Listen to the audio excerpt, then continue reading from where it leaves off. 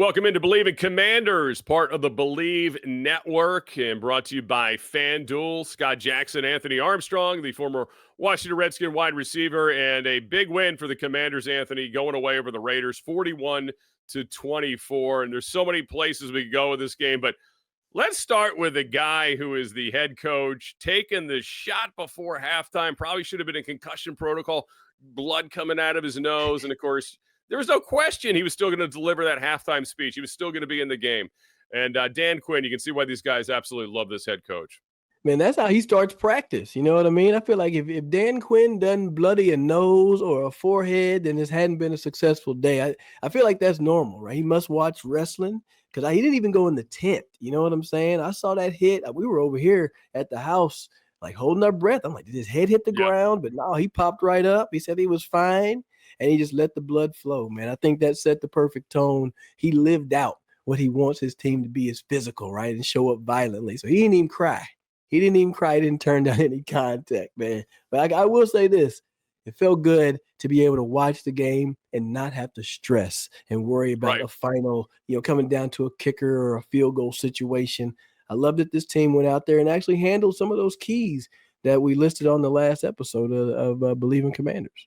Well, I mean, literally the tone was set with the special teams from the opening kickoff, right? I mean, Deebo takes it back 69 yards, gives his backup quarterback the short field. Great to see Chris Rodriguez. I mean, imagine this, going 2 weeks inactive and then getting the start. And, man, that guy ran hard and he ran strong, as you expected him to, between the tackles. And, the great use of all three running backs yesterday, with obviously the big one by McNichols, who was, dealing with a hamstring all week. You wouldn't have known that if you saw him run that big 60-yard touchdown run right before halftime, was huge. And obviously Bill got his work too. So, I mean, a great all-around team game. But, you can't say enough too about Marcus Mariota. I mean, we say this in football all the time, next man up, it's a full, it's about the team, it's about the roster. But clearly, I mean, that offense – that they achieved, I mean, they played at a high level with the backup once again at his first start in almost 3 years. Man, I love the commitment. So I give a hat tip to the coaching staff to committing to a game plan and then letting that game plan work its way out and execute it. Because I know it was probably tempting for Cliff to want to say, hey, let's go air it out a little bit and see if we can get some more passing yards out here. But no, they stayed with the run. You mentioned it, 5 different ball carriers. Who was going to take up some of the carries because Austin Eckler's absence? We said it's got to be a little bit of Deebo Samuel plus everybody else. Check that box. They did that, over 200 yards rushing. That was a dominant performance right there. There were a couple of spots in there where Trent Scott even came in as an eligible player. Okay, so they beefed up at that tight end position. We mentioned, what are you going to do without John Bates? Maybe you put in an O-line. I think you might have said that. I don't know. I think I might. You might have said that, right? So that stuff happened. I love to see those adjustments, and they had a plan for Max Crosby as well. And you talk about McNichols on that touchdown run. You could tell about 55 yards in, he was like, oh my gosh, this is a lot further than I expected to go today, but I better get in the end zone. I feel good for him. And he was giving Clinton Portis vibes on that run. I don't know about you, but I saw some CP out there in McNichols on that run, Scott. Dude, he trucked some guys, man. I mean, he got through some traffic there. I thought, this is going to be a really nice 8 to 10 yard run. Then all of a sudden, I'm like, no, he's going to the house on this thing. Really impressive run by him. And, that offensive line you mentioned, the Trent Scott, I thought Sinnott blocked well when, in some of the spots, and Colson, Yankoff, you knew he could too. But these are not John Bates, obviously, type of blockers, but they got some work in out there. And by the way, I mean, they shuffled up the guards too, right? Wiley's in. And then they benched Allegretti. They also bench, Brandon Coleman. And that was a benching. I mean, flat out, it was a performance issue. And they bring Chris Paul back in, and he performs very well. And I don't know.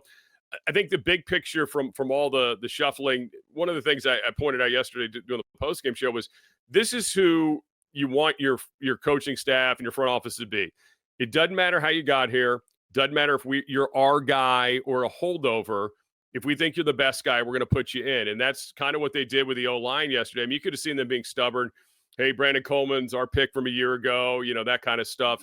No, I mean, Chris Paul's had a good camp. I mean, Chris Paul's worked his butt off to earn this opportunity, and he was excellent yesterday. So it was cool to see them get him out there. And, look, Connerly got a few flags, but overall solid game. Again, Max Crosby, Micah Parsons the week before, the crew that the Giants have, it will be something that will help him when we get later in the season. He's faced these guys in the first 3 weeks of the season already.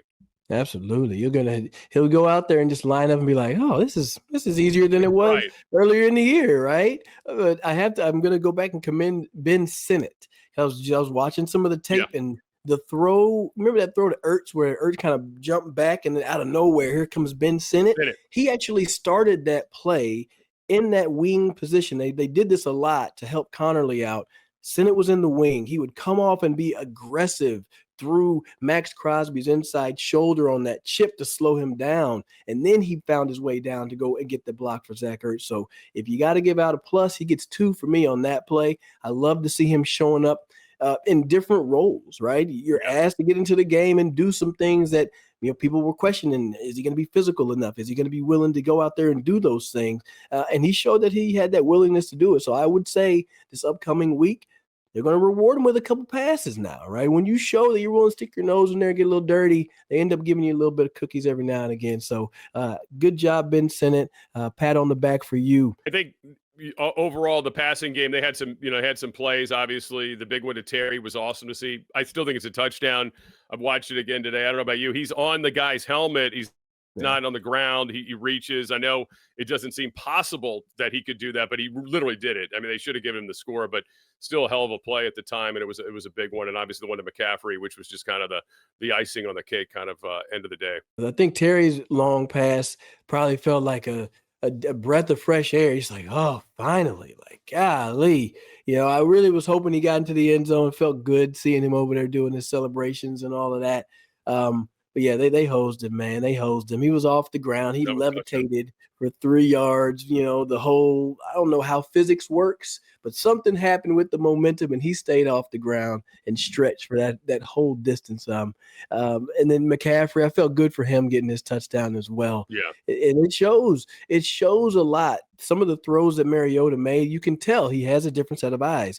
Even pregame, I happened to turn on the TV and catch Dan Quinn speaking to the sideline reporter, and she said, sometimes having a different set of eyes back there is going to be good for the team. And, it showed with Marcus Mariota. He was able to sit in the pocket just a little bit longer, going back to the Ertz throw. Yep. I got a video. I'll post it. He was about to get stepped on by his lineman. I mean, the pocket was as tighter than a phone booth, and he ends up dropping a dime to Zach Ertz on that play. It was the only place to go with it. So, yeah, you feel good about having your quarterback. Let me ask you this question, though. With his performance, Mariota's performance, do you feel comfortable letting him start next week, or would you bring Jayden back if he's healthy enough? I would listen. I'd be very comfortable him starting in Atlanta, but if Jayden's ready, you got to get him back on the field, right? Because if he's healthy, then go. You have to have your best guy out there, right? Because eventually they've got to get to clicking. They got to get the reps as an offense, as a first unit, to take it to another level. Because frankly, the last time we saw them together wasn't very good. And it wasn't all in Jayden, clearly, but the plan we just talked about it coming in. I mean, the game plan was much better yesterday than the Green Bay game plan. Much more of a, and identity, as Dan Quinn had talked about leading up to this game. I want to get back to their identity, and that's what they did a great job of yesterday, running the football, because this is a run-first offense. Like, it's a run-based offense that, can hit you with some big plays, but this is really what's kind of wild about it, because everybody's like, oh, air raid and this, that, and the other. But no, I mean, what was good for this team last year? Running the football. The quarterback's a big part of it, so you're always, defending 11 players, right? Like, you're really, truly defending 11 because the quarterback's always live. And, I mean, Mariota yesterday, the first, big run he had, it was unfortunate he got hit from behind, but he hadn't played in a while, right? So that's not surprising to see that happen. But that shows you, I did one play-by-play 3 years ago when he was with Atlanta for the radio, filled in for Bram. Bram was sick. He was the quarterback for Atlanta. And I'm not kidding you, Anthony, like after the first series, I'm like, I got to be on this guy in binoculars. And even then, I wasn't sure if he kept it or gave it. He's that deceptive, and he's so good at it. He's the best. I mean, he's better than anybody, in the league at it. And you saw that yesterday on a few occasions. But I still think, if Jayden's ready, I know the temptations it's to be extra careful, and that's fine. That's fine if you really think health-wise. But if he passes all the tests health-wise, you got to get him back out there. That's the way I would look at it. I think you got to get him back out there. Okay, I'm leaning a little towards the side of going with Mariota, because to me it's the what's one extra week, right? It's not like it's a game against a division opponent, and I think that no disrespect, but I feel like you feel confident that you can go and beat Atlanta with Marcus Mariota in the way this offense performs. So I could say, hey, maybe you wait a little bit. Let's wait a week, but I don't want it to be one of those. I don't want it to be. It's not going to be a thing where they're like, no, this is the last week. This is just to be extra careful to make sure he's full. Like he's healthy, because they said no timeline for a return. It's about him passing these tests. Yeah, that's what's interesting. It's very sneaky wording. Yeah, I think it's very interesting wording too, because we don't really know if he was close at all last week, right? We have no idea really. I mean, he didn't practice at all. They said he did stuff on Friday, but the media wasn't out there for it. So I don't know. I'm a little suspicious. This might drag on for another week or so. But again, I think Mariota could play against anybody, and I'd feel comfortable with them as long as they're running the football like they were this week. But yeah, I think that's the positive part of my big takeaway from yesterday is like, look, if this is more than a week, I think you can feel strongly about, they can compete, they can win games with this quarterback. So that's what I expected coming out of last year.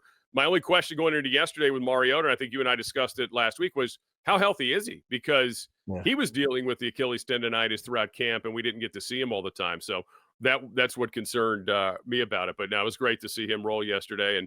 And special teams was huge. I want to talk about Jaylin Lane here with you. I believe in Commanders podcast with Anthony Armstrong, former Redskin receiver, Scott Jackson here with you. Jaylin Lane, I mean, he dropped the touchdown as a receiver yesterday, right? I mean, that should have been a catch. You're a receiver. You tell me. I think he should have caught that ball. Yeah. Going to fight for a little bit. I'm sure he's sick by that. But then the punt return really blows this game open, right? And gives the Commanders the breathing room. But, man, I love it from day one, the way he returns. He's very intentional about what he's doing. He seems to make the right reads. What did you see from him? You played a ton of special teams. What did you think of that return by Jaylin Lane and some of the guys that helped him blow out that space there? Man, that one was building. It was the anticipation was there. I tweeted the previous punt return. I was like, get in the fast lane, kid. Get in the fast lane. And it was that next one that he took it to the house. I love that he gets north and south. That means vertical. He gets going straight away, and he's fast, right? He's fast, and he's able to give guys some moves and run away from people. So very deliberate about how he runs. He's not trying to make a whole bunch of people miss. He gets straight to the point. And man, seeing him take that sucker to the house without a flag on the field felt good. I wanted to text Brandon Banks to be like, hey, Speedy B, what does it feel like to take a punt to the house? You texted, what was it, the first punt return since Jamison Crowder did it many moons ago. Was this his first time that he did it? It wasn't his second iteration of Jamison Crowder. It was his first time. No, it was the first iteration of Jamison Crowder. So 2016, Jay Gruden was still the coach. I remember the game was in Baltimore. It was a big win for the Redskins at that time. But, yeah, man, it was wild to think that it's been that long. I mean, they've had some guys that have been close. And this is returns overall. Again, Deebo is so good with this new format because he gets downhill and he's built like a tank anyway. Man, McCaffrey kind of got his feet a little fast. He had a big hole yesterday later in the game on the return too. I thought he could have gone, like at least at a 50, but he saw the gap and he just got snipered, if you will, on the feet, but it was unfortunate. But they overall, like Larry Izzo's special teams, save one thing yesterday, was pretty awesome. And the coverage teams were good. Chris Moore. Here's Chris Moore, wide receiver who, just missed making the roster, has been brought back up, couldn't catch a cold in the preseason. But it's caught everything since the season started, which is awesome. But he's out covering kicks. I mean, he gets his helmet knocked off yesterday. Anthony covered a kick. Yeah, he's a guy that his stock is up for me. He's a guy I don't think you can put him back down on the practice squad because somebody's going to go and get him. He's shown that he can line up. Exactly. He's going to get physical and block. He's got the want to. That's the thing. That's always what you got to question about these young guys. Do they want to go out there and do that? And he does. You can clean up some technique out there on that first swing screen to Deebo. He was in position, then got out of position, got flung on his block down there. But I loved him in the drift concept that Marcus Mariota hit him on later on in that drive. I love seeing that. He was able to catch it. It gives you a big body, whereas you generally only saw that from the right side, from a Deebo or from a Noah Brown. Now you see it from a Chris Moore. So you start thinking roster-wise, how do things play out? Now maybe you don't have to rush Noah back to the fold. Right. You got Chris Moore that can get out there and play some things. So I'm intrigued with all of those. You did mention special teams. You see my sign. If you folks are not watching on YouTube, it says special teams wins games back there. Kind of small font, but yet yesterday was just crazy all over the place. Punt returns and all of that. But then also there was a field goal. We got to talk about special teams. The kicker wise, Larry Izzo has to make a decision. What do you do with Matt Gay? It was a kickoff that went out of bounds. So, that ends up being free, awesome field position. That's one. And then you had that missed field goal from 37. How long do you stick with your guy? Or should they be, looking into bringing somebody in? Well, listen, he missed the 33, made two later, hit the big one before halftime. But that's a great question. And, and if they do get on the market for the right candidate to kick, maybe they need to talk to our friends at ZipRecruiter. Yeah, if you're waiting for the right candidate to apply, sorting through resumes, trying to get in touch with potential candidates, finding candidates, but they're not actively looking for a job. Well, the future of hiring looks much brighter now because of ZipRecruiter's latest tools and features. They help speed up finding the right people for your roles so you save valuable time. And now you can try ZipRecruiter for free at ziprecruiter.com/audio. With ZipRecruiter's new advances, you really easily find and connect with qualified candidates in minutes. And see a candidate that you're really interested in, well, you can unlock their contact info instantly. Use ZipRecruiter and save time hiring. 4 out of 5 employers who post on ZipRecruiter get quality candidates within the first day. And if you go to ziprecruiter.com/audio right now, you can try it for free. Again, that's ziprecruiter.com/audio. ZipRecruiter, the smartest way to hire. Don't know what the market is for field goal kickers on ZipRecruiter, but maybe that's an option for Washington. But it's tough, man, because you talk about kickers, right? Koo got cut by the Falcons, right? All-time points guy, but he's struggling. He's always been an indoor kicker, right? He's never been an outdoor kicker. I mean, I'm thinking about Matt Gay, like he kicked with the Rams, turf, right? Nice conditions there. That SoFi Stadium. Kicked obviously with Indianapolis last year, again, indoor, situation. So I don't know. I kind of feel like you might need to ride it out for a while unless you really love somebody that's out there. But I mean, again, who's really out there right now? Anybody that's on the street has been cut by somebody else because they were struggling like Matt Gay. But I would say I would kind of maybe look at it like I'm encouraged he came back after the struggles early, drills the big one before halftime, and then hit another 40 plus later. So from that standpoint, maybe, that bomb or maybe at the bare minimum, it doesn't hurt to bring guys in, right? If nothing else. I'm with that. You gotta at least put some people through their paces. You gotta at least have some people kicking, and just tell the guy, hey man, we're gonna bring some people in. Even if you still have a vote of confidence in Matt Gay, let's look at it two ways. Kickers are wired differently.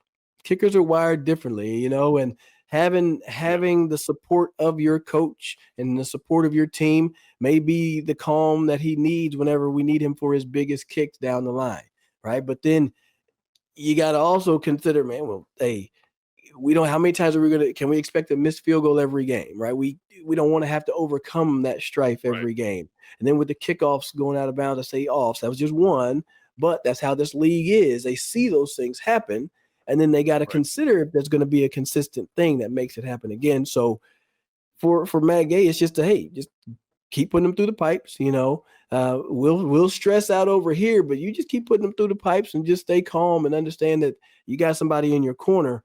But I do think it is responsible to go ahead and hit up somebody's line, bring them in, and just see how those other kickers are doing. Because, like you said, you're right, Scott. They've been cut for a reason. They have bad stuff on tape. They have bad things that are out there.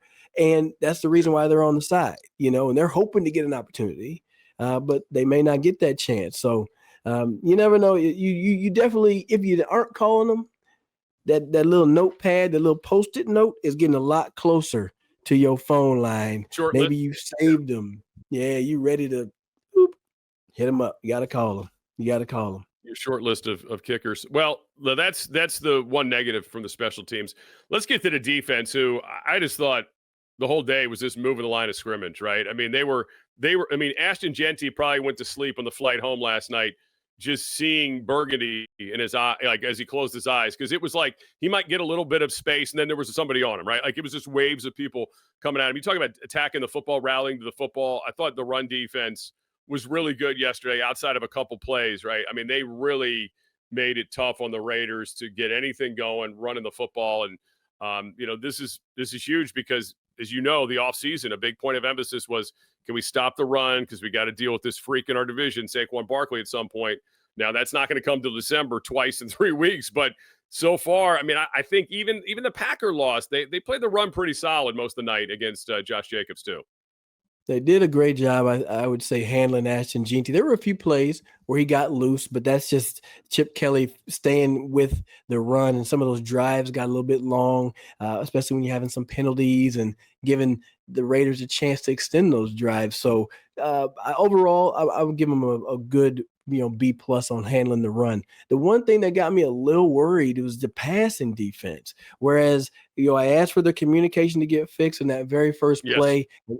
An overly aggressive Quan Martin played up on the run, trying to go get to Ashton Jeanty, but he gave up a big pass play down the sideline. Thankfully, it didn't bite him in the behind because there were some other plays that were out there to be had, but the pressure, that defensive line, I think that was in Geno's head, sped up his processing, and it didn't allow him to go and see some of those bigger plays that were out there. So there's still some work to be done. There's still some things to clean up. There's still some bad data that's on tape, and they got to get it cleaned up, and they could use Delete Me. And Delete Me makes it easy, quick, and safe to remove your personal data online at a time when surveillance and data breaches are common enough to make everyone vulnerable. See, data brokers, they're out there. They're going to make a profit on your data, and it's a commodity. That's your data. Anything that's on the web, it can buy your private details, and they can lead to identity theft, phishing attempts, and harassment. But now you can protect your privacy with Delete Me. And with Delete Me, you're going to go on there, you get yourself a privacy report. They go through and show what all is on these data brokers, and then they help you go through the process to getting those things removed. And it's a little bit of a give and take. You got to do some, and they're able to handle some as well. Can they get it all? Maybe not, but you can take control of your data and keep your private life private by signing up for Delete Me. Now at a special discount for our listeners, get 20% off of your Delete Me plan when you go to joindeleteme.com/pro and use the promo code PRO at checkout. The only way to get 20% off is to go to joindeleteme.com/pro and enter code PRO at checkout. That's joindeleteme.com/pro. Joindeleteme.com/pro. The code is PRO. All right. So make sure y'all do that. There's stuff on tape that this defense had. And I know that teams are going to look at it and take those same plays and reinstall it, see if you got it fixed. So pay attention to the tape. Whereas you got the victory, that's a great thing. There's always ways to improve. And I'm looking for the defense, the passing defense to improve a little bit. Yeah, it was unfortunate. Will Harris made a great play in that opening drive. After the big play from Myers on that third down, he pops it away. Brock Bowers is lockstep with him. And then we find out later, he leaves the game. I think they called it an ankle. Turns out he's got a broken fibula. Oh. So losing Will Harris is going to be, I don't know how long it's going to be, and they're doing tests and all those type of things you would expect. But, Jeremy Reeves came and did some good things. Now, I don't know on the last touchdown, last Tucker touchdown, who was at fault. Sanistrell is chasing. It looks like it might be his guy, but it looked like he thought there's safety help, and you saw Reeves creeping up. So I don't know if that's on Reeves or him, miscommunication. But there was a lot of different people in later in that game. Tyler Owens got a lot of burn as the game went on as well. But that safety position now next to Quan Martin, you're going to have to have some guys, get up to speed in a hurry. Again, I love Reeves. He's done a lot of good things in camp, getting ready for this. He flashes out there, plays a run well. He's a good tackler, and he's good in coverage. So this is communication. I think you nailed it. I mean, it's got to be better. I think that was some of the breakdowns. Again, maybe it's not eye communication this game. Maybe it's more of the verbal, or guys aren't knowing what coverage is going to be in. I mean, you lost – Lattimore had to leave the game as well yesterday, getting looked at for concussion. So there was a lot of moving parts to that defense in the back end as the game went on. And, again, it's one of those scenarios where you're gonna go in there today. They probably already showed it, like Tell the Truth Monday, as they call it. All the great pass rushes, right? And like what you're saying, but all the opportunities that were blown in the secondary and other ones that Geno just didn't see because he was, seeing ghosts, as the game went on because that pass rush was so good. But, Michael Penix is coming off a terrible game. He got benched yesterday. Your Cousins came in. They're saying they're not going to change quarterbacks right now, but Atlanta's going to be desperate at home. I mean, they laid a big egg yesterday, and they lost their first home game to Tampa. So they really don't want to. They're going to want to play a lot better. I mean, they got shut out yesterday. I mean, that's just Carolina's due, but did you expect them to get shut out? Atlanta, come on, get out of here. That's a bad day at the office. So it's going to be a hellish week for them. They're going to be ready to stomp. Of course, it's Quinn's homecoming. Maybe Mariota's, a little bit of a revenge game too. So there's a lot of cool things leading up to this Falcons game. And I don't know if you ever played down there as a Redskin, but there's always a ton of burgundy and gold in the stands, man. It's like it's like one of these road home games that you get in the NFL sometimes.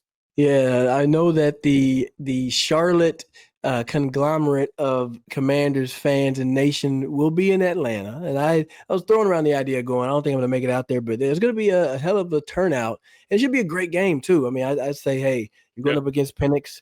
Just be aggressive, keep the same mindset rolling. Raheem Morris, former coach with Washington. So there is a lot going on. The only thing we're missing – the only thing you're missing is Taylor Heineke, right? Just somebody put Taylor Heineke on there because he's from Georgia, played for both of those teams. Man, like that would be the perfect. Bijan will be the best back, right? Like Bijan will be the best back they've seen in the first 4 weeks too. So this will be a good test for the run defense. Algiers a good second back. Heck, he'd be a starter in a lot of places. So you got that. It's a really good 1-2 punch. So we're going to find out, on Sunday, how much better this run defense is against a team that should be a premier running team every week in the NFL. Yes, indeed. Well, y'all stick with us. We'll be back with a preview for this Atlanta game later on in the week. For Scott Jackson, I'm Anthony Armstrong. Y'all take it easy. Stay safe.